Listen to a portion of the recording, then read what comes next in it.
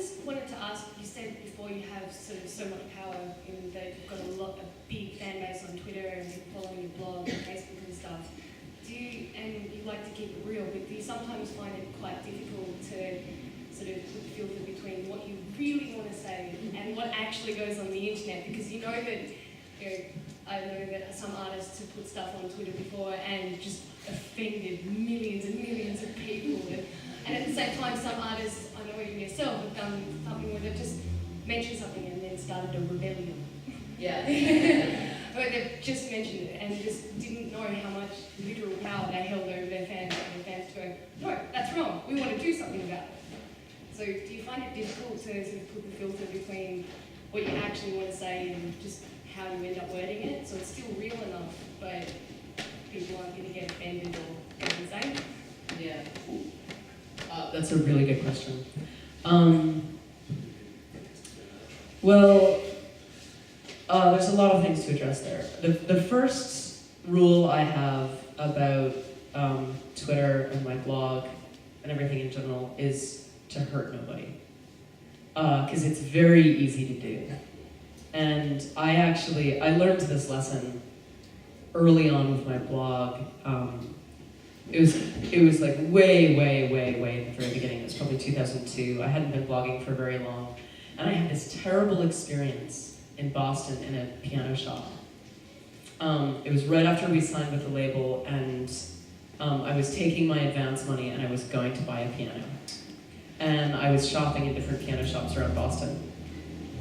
And I went into this one teeny little boutique piano shop, no bigger than this room, and started playing one of the pianos to see how it sounded, because I was testing out different pianos.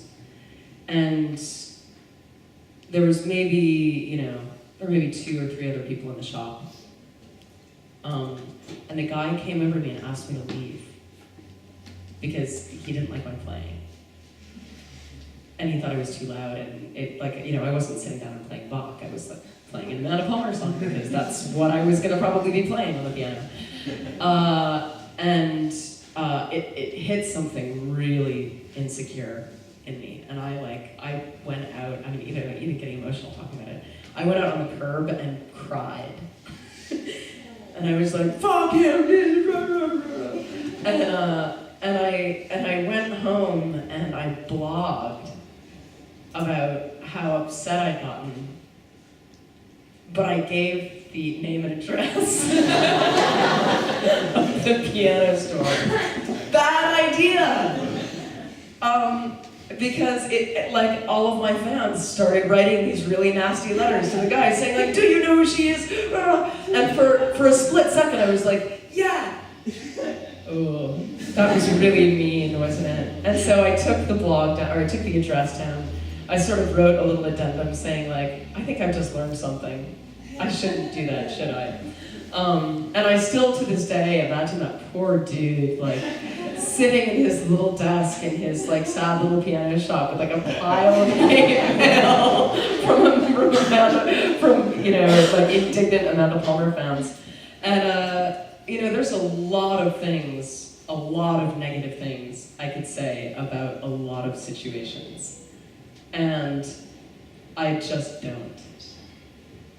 Because, it would also make me look like an asshole. I feel like the sort of person who spends a lot of their time and energy wandering around and going this sucked and let me tell you all about it.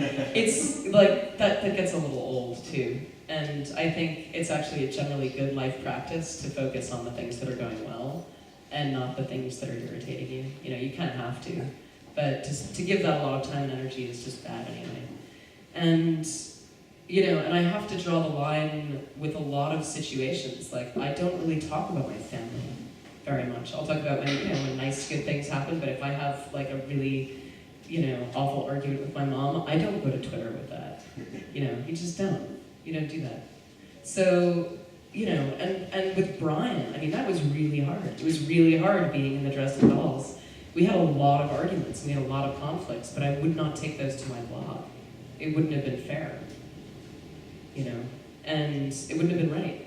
Those are things that relationship problems and work problems and things that are really best kept within their own situations, because dragging the public into a conflict like that is just silly. But there are days where my brain is completely preoccupied by